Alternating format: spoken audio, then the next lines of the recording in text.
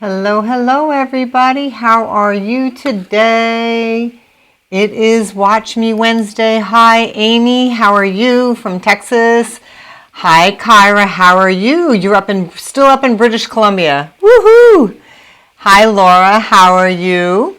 Welcome everybody. I have got one cool tutorial for you today. I've been excited about it actually all week. I've been working on blocks and having a lot of fun with it because it's a super fun little block. If you see behind me here, my hip to be square quilt, which is really kind of fun, I think. Hi Lisa, hi Debbie. Debbie and Deb are both here. So we're going to be working on my hip to be square quilt, the block. I've got these cute little blocks made from my Splash of Color, or not my Splash of Color book, which I know a lot of you have, but the fabrics are from my Color Splash and my Opposites Attract fabric collection, which is also in my shop. I have the links for everything for you in the description. If you're on YouTube, they're below me.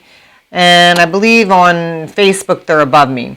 But anyway, all of that's available. But we're going to be working on these. I'm going to talk about color blocking. I'm going to talk about your fabric selection, scale of print, and little tips and techniques on how to get these perfect little 7.5-inch unfinished blocks. And you can create the entire quilt if you want, or something smaller. The entire quilt is actually quite large. It's about 84 inches by 92, so it's a big one. It would fit really nicely on a bed. You can easily make it larger or smaller if you desire. You can add more borders, you could just add more blocks. You can set it on point if you want. Lots of options for you. I'm not sure that when I'm done with all my little blocks here, if I'll actually make it a full-size quilt like it is here. I might make it just a smaller version just because I think it might work better. Let me show you a quick picture of the entire quilt. I think this one's it. Let's see, hang on. Yeah, that's it. There we go. So that's what the entire quilt looks like. So I know you're only seeing a portion behind me at the moment, but that's what the entire quilt looks like. And since I have the quilt picture up here, I want to talk a little bit about color blocking before I start showing you how to do the block. If you want to hit the share button now, that would be great. So you could share this video on your timeline so that others can join in on the fun and maybe learn a few tips and tricks along with us. So as you can see, so when I designed this quilt, I did it, like I told you, for my book, Splash of Color, here. And it actually is the cover quilt on the book itself. Now, you can see in the picture of the quilt that I have up on the screen and behind me, that what I did when I selected my fabrics for the quilt is I did a color blocking. I wanted a rainbow effect. And in each block that I'm going to show you today, there are 4 squares that are colors. And in the cover quilt, what I did was I chose 4 different reds, 4 different yellows, 4 different greens, 4 different blues, etc. to go in the middle. So I color blocked them. In the new block that I'm showing you today, I didn't do that. I wanted to kind of make it a little more whimsical, if you will. So your quilt, your call, basically. And I'm going to show you some up-close pictures with the overhead camera as well. Also, in the quilt behind me, I did use batiks. So the scale of the print, well, I chose tone-on-tone colors, so blue on blue, green on green, with a slight variation in color so that you could see the actual design on the fabric. These, in my Color Splash collection, which are the 4 blocks in the center, there are actual prints where there is different color there, and the scale of the prints is either from a small to a medium. There are no large scale prints that I chose to use in here. And you'll note also in the black and whites that I chose, I do have black and whites in my Opposites Attract collection. In fact, it's all black and whites. But what I chose to use were the smaller scale prints. I only chose 4, and I'm going to go over all that. I'm going to show you that in the overhead camera. So scale-wise, in the quilt, I would suggest using small to medium size print. I don't think I would go large scale just because of the size of the pieces that you're going to be cutting and piecing. If you go large scale, you probably won't see the design itself in the fabric, unless that's what you want, and that's okay too. But that's how I designed around this. So I'm going to take the overlay off. You could see the quilt there. I'm going to take the overlay off, and I'm going to switch you to my overhead camera so that you can see what we're going to be working on. Okay, so we are working on the block here, and I want to show you what I have out here. So this is what I did. I pre-cut my fabrics. Now, obviously, if I'm not going to go ahead and give you dimensions of your cuts and everything, because that you're going to find right in the book. The book is here for you. It gives you all the instructions and everything in detail as far as your yardage and how you're supposed to cut everything. The tutorial today is just on how you're going to piece it and like little tips and techniques on how to piece it and get that perfect block. Okay, so but what I did is I went through and I cut on my Color Splash fabric line. I cut the squares. I think I chose almost every print in the collection. There's some that I did not choose. Why? Probably was because of scale. I didn't want the larger scale prints, so I chose the medium to small prints, and I cut my squares out here. Then you're going to need some squares for your black on white, and I chose only 4 prints from my collection, only 4. Because I could have gone scrappier if I wanted to, but I thought this would keep it nice and easy. It's a planned scrappy sort of thing. So I chose 4 different black on white for the squares and for the rectangles. The same one. So we're kind of keeping it consistent. And you can see what I chose here. The little splat, the little stripe, the little circles, and the triangles. And those are the 4 prints that I chose. You can choose more if you like to make it scrappier, and I believe that's what I did on the actual quilt. Let's put that quilt back up on the screen so you can see it again. So here is the quilt, the actual quilt. Let's make it just a little bit larger so you can see. I chose a variety of prints to make it a lot scrappier. You will also note that I think the scrappier you make it, the more interesting it becomes.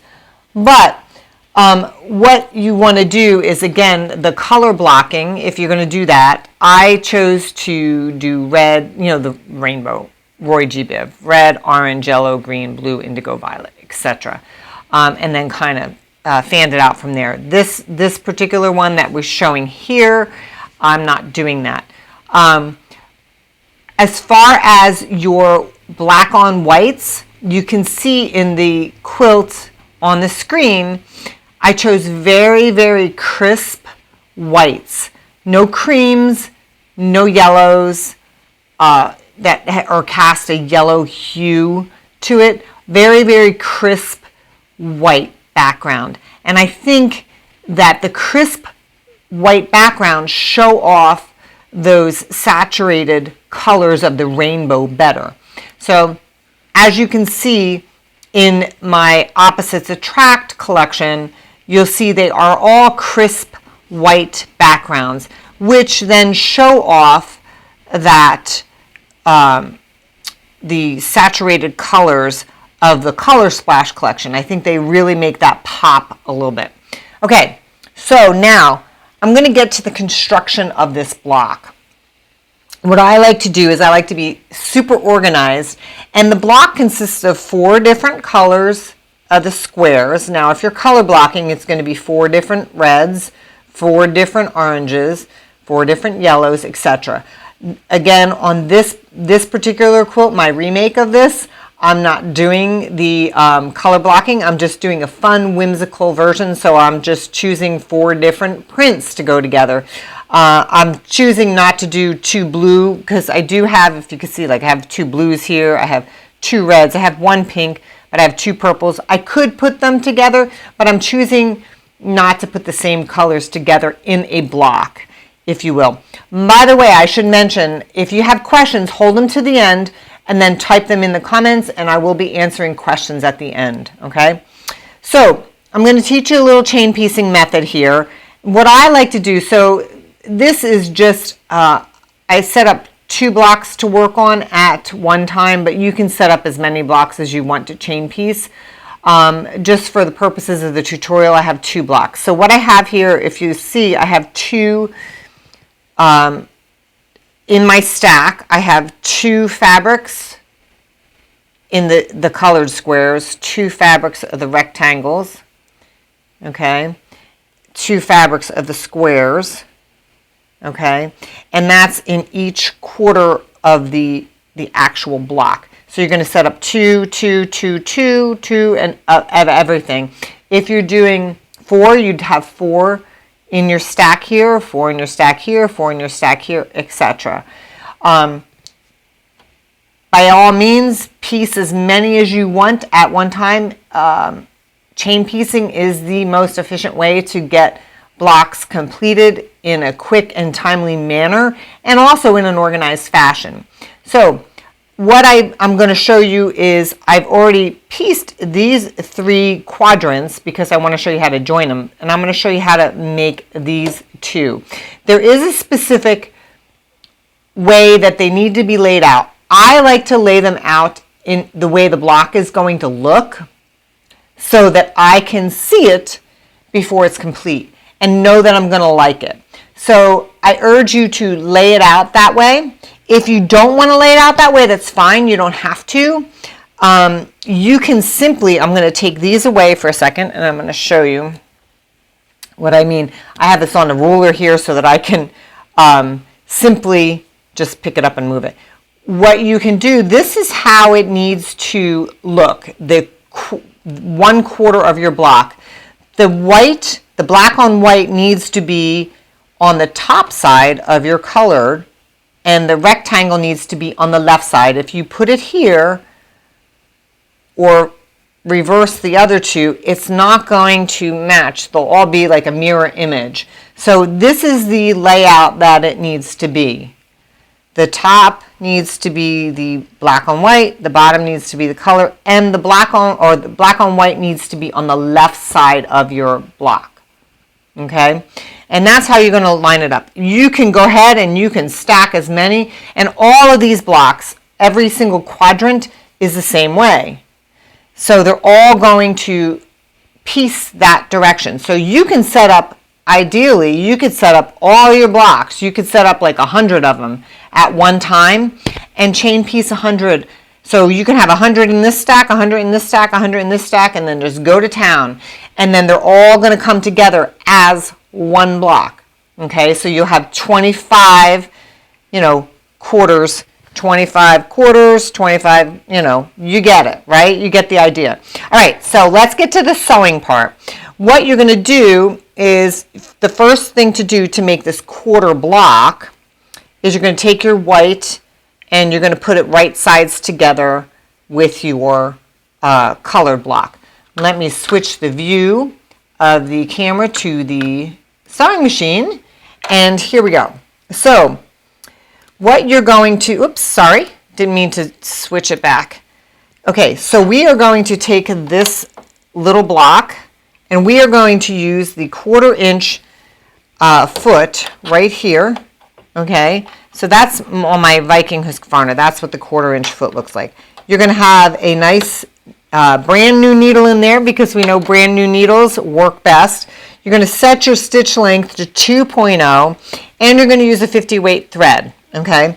Then we're going to go ahead and we are going to sew at a 1/4 inch. I don't pin on this because I've cut my blocks nice and precisely, and you can pin if you want to. I advise if you do pin to use a very thin pin so it doesn't distort the fabric. Once I've sewn through that, I'm going to take my next block and I'm going to just feed it through there. This is the chain piecing part. Okay, and I'm going to turn my iron on too while I stitching this down. So this is the chain piecing part. If I was doing 100 blocks, I would just keep feeding them through here, and you can see how this could get pretty fun to do if you're doing the chain piecing. You could just keep feeding them through, and then you can pair everything up and match them up at the end to make your blocks and have them look really cool. So this is what that's going to look like. You got your 2 chain piece. I'm going to clip off my threads because I don't like the threads. I'm going to clip the ends off, and then we're going to take it over here. Let's see if you can see it. I've got my iron over here, and what I'm going to do is I'm going to press these. This is important. I'm going to press these towards my, I'm going to turn them over, towards the color, okay? So I use a dry iron. I do not use steam. If at the end I feel like it needs a good press, I use my Mary Ellen's Best Press. So I'm just pressing these towards the colored block, okay, with a nice hot iron, hot dry iron. I think if you use that, any kind of steam or anything like that, it distorts the fabric. So it makes it doesn't stay as nicely, if you will. Okay, so now I pressed the other blocks the wrong way, so I need to press these the same way. Sorry, I was prepping before I got here, but always press towards the dark one, okay, because you don't want to see that fabric through it. I just made a mistake on the other one, so I need to press them this way because they're going to nest, and that's going to be super important, okay? All right, so, whoops. All righty. So now, let me go to the overhead camera again. So we've got them pressed. Now we're going to join the white rectangle to this little 2 patch that we just made, okay? So I'm just going to do, again, right sides together, okay? And you can pin if you desire here. You can pin at either end if you want.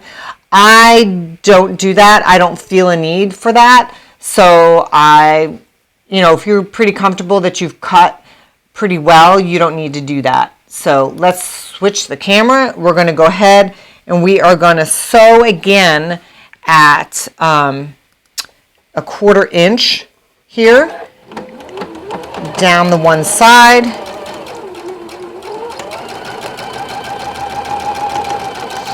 And then you're going to feed the next one in because, again, we're chain piecing. So we're going to feed the next one in. We're putting it right sides together again. So right sides together and matching the ends of them, and then sewing at a 1/4 inch, matching those edges and sewing down. Now this one, when we get to the end, we are going to do, we're going to press towards the rectangle because the rectangle has no seams in it and it'll lay a lot flatter. So this is the exception to pressing to the dark side. So let's go back here. We're going to press towards that rectangle.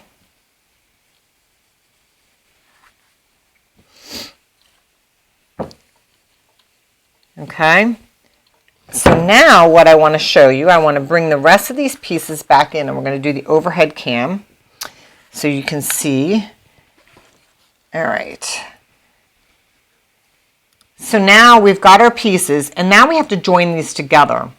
Now, there is a reason that you press a certain way, because when we join together, everything will nestle with one another, okay? So we're going to take these and we're going to flip them right sides together. And when we do that, these will the seams will nestle together. And then you can pin if you desire. I'm going to go ahead and we're going to chain pieces. I'm going to turn this to this camera. We're going to go ahead and chain piece. Whoops, sorry. I got the wrong camera again. And we're going to chain piece these together because we want to get our, again, if you want to pin here, you can pin. Everything just nestles together nicely. Okay, so then you're going to continue to chain piece. I'm going to just do one block, so I'm going to put this down. I'm going to take the next one. I'm going to show you the one whole block. Okay, you can continue chain piecing the sides. And this is why I have it laid out as a block. If you're done with like your 100 quarter blocks, you can then arrange them into the blocks you want, and then you can chain piece them, set them up and chain piece them into what you like, how it's going to look. Okay? All right, so now that these are sewn together, we're going to press opposites. So I have my two blocks ready to go. One I'm going to press in that direction, and the other one I'm going to press this way so that those seams will intersect in the middle, giving you a nice clean block. So let me just show you on the back of this how this is all pressed. Okay, so this is a regular block that I did. Let me zoom in a little bit so you can see. Okay, so see how everything interlocks, and if you look, it kind of goes around in a circle a little bit. And this there's not a lot of seams going. A lot of people might ask, why don't you do like that little pinwheel seam here? I don't need to, because there's only a couple seams going in here and it lays nice and flat.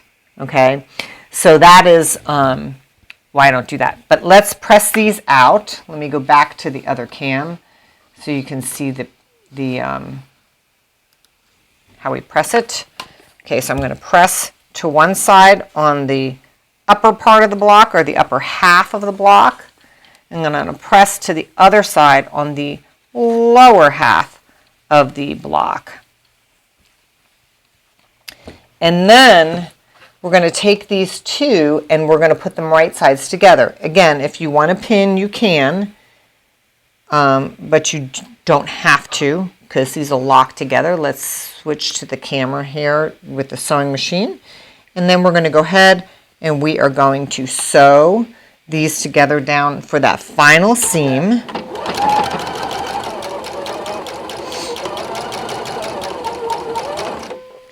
I don't think I pinned the quilt behind me. I don't believe that I've pinned I don't believe that I've pinned at all for that quilt.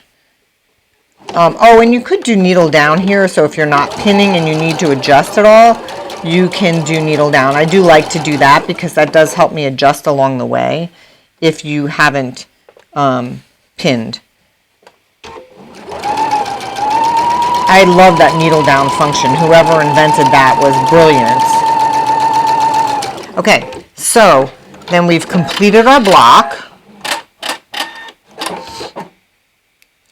Now, let's go back here to, we're going to press again. Okay, so, and you know what? I'm going to move this out of the way for a second. I'm going to move that up there so you can see. Sorry about that. I should have moved that earlier. And we're going to press. This is where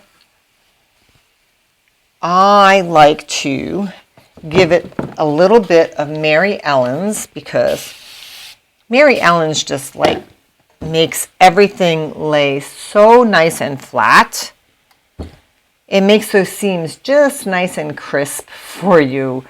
Also, if you're ironing shirts and things like that, Mary Ellen's is great. But there's the finished block. Isn't that cute? That is so cute. And so let me show you. Okay, this block I'm going to finish later. I'm going to turn it to the other camera. So if you've got questions, start jotting them down in the comments, and I'm going to get to those. But I want to show you, so here's the finished block. I am going to show you what I'm thinking of for my block, and hopefully I can get this all in the picture. Let me see if I can zoom out just a little farther. Okay, so in the hip to be square quilt, there is sashing. Okay, so I've done a little, let's see if I can zoom out any farther than that. Hang on. Let's see if I can get it out. No, that's as far as it's going to go, but I think you get the idea. So I'm thinking of putting yellow center, and in the hip to be square quilt behind me, let me just pop myself in the corner here, hang on, and you can see the quilt, and then I'll put the quilt up in the overlay. So in the quilt behind me, I did white cornerstones, but I think a pop of yellow consistently throughout the quilts would be kind of fun. And I did, in the quilt behind me, I did keep the sashing all the same and the cornerstones all the same. You can obviously change that out if you want. You can make these all scrappy. This is also from my collection, Opposites Attract, but I really like the look of this. I mean, if you only wanted to make a few blocks, you could certainly make a pillow or like a table runner or a bed runner, a tote bag. You can even make little mats, like little snack mats with just one or two of them, which would kind of be fun to do. So that is basically how you create the block. Really super simple. It's a lot of fun, and I think that it's going to be super fun if you make it really large. Somebody posted the other day, I think it was Sherry Mays. She had done this quilt. She had gotten the book, and she had made this quilt, but she made it larger, and she actually did a pillow tuck. So she had it much longer, and then she also did pillow shams, which was really kind of nice. I thought it looked great on her bed.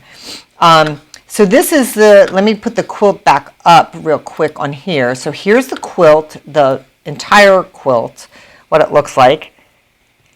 And you can see where I'm talking about here, the white sashing, or the white cornerstones, and the black sashing, they're all one color. And then I chose 3 borders, all cohesive, but it would be kind of fun where I have the turquoise border, almost doing 4 different colors, one color at the top, one color at the bottom, and another color at each side, which would be kind of cool.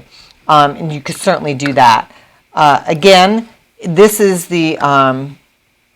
my book, which you see behind me, and also right here, that's my book, which is available on my website, as is my fabric, available on the website. Like I said, the links are above and below me. I want to show you one more thing before I take questions, okay? And I hope you're typing questions in, because I'm going to get to those in 1 second. I also want to show you one of my other favorite quilts from my book. This one is my Proud Mary quilt, and it's one of my most fun to teach. And I also did, which you can find on my YouTube channel, I also did a tutorial, a quilt along actually, I believe it was, on the Proud Mary quilt. So you can find that in my quilt along or YouTube channel as well. So that's my Proud Mary quilt, which I absolutely love that one. That's probably one of my most favorite in the book. Anyway, so let's see if you've got questions. Let me go down to the comments here and scroll. Let's see. Let's see what Laura says. Laura says, love them. Makes me want to run to the cutting mat and cut fabric. Well, Laura, I say that you should do that. Get to the cutting mat and cut some fabric up. Awesome. I want to see it. I want to see what you're cutting up. Let's see. Let's see who's up. Oops. Let's see. Lisa. Let's see what Lisa says. Lisa says, Proud Mary was so fun. Yes, I did. I taught that at Vermont Quilt Festival. And that was where I first met you, Lisa, which was awesome.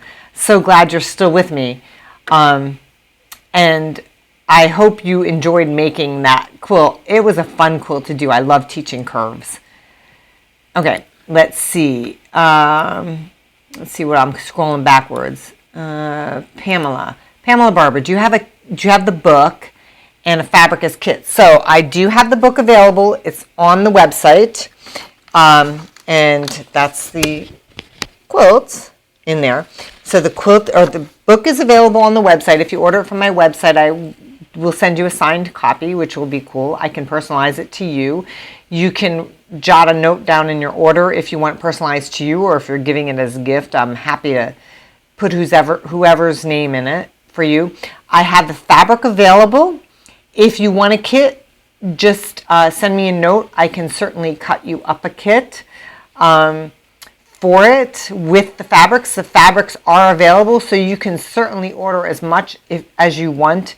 If you don't just want a kit, you can order as much as you want. So that fabric is available on the sites, and the links to both the book and the fabric are in the description below me on YouTube, above me on Facebook. So they are there. Let's see, what other questions do we have? We've got a lot of people in here today. It's awesome. It doesn't look like there are any other questions. I hope that you guys all learned something cool today, a little tip or a trick on color blocking or pressing or organization, chain piecing, etc. Because I just think it's a fun block to do, and I'm going to have fun making more. I'm actually creating 2 quilts at one time. Who does that, right? Who works on 2 at one time? I know we have lots and lots of projects going on, because I know I always have lots of projects, but right now I'm concurrently working on 2.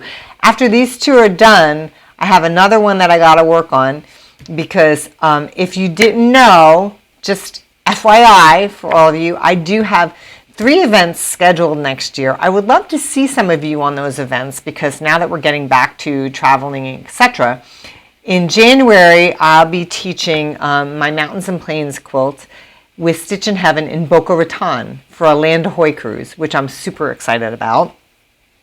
So that's a week. We're going to be right on the beach in Deerfield Beach.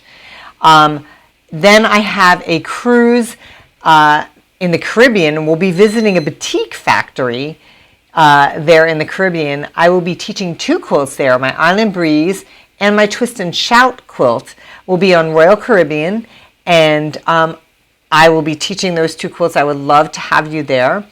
And then in November, I'm teaching a paper pieced quilt on the Mexican Riviera. I will be on a cruise with Stitch in Heaven in the Mexican Riviera. So if you want to see what those cruises are, or those events are, I should say, because one is a land event, if you don't want to go on the water, just go onto my website and check out my teaching schedule, and you'll find all the information there.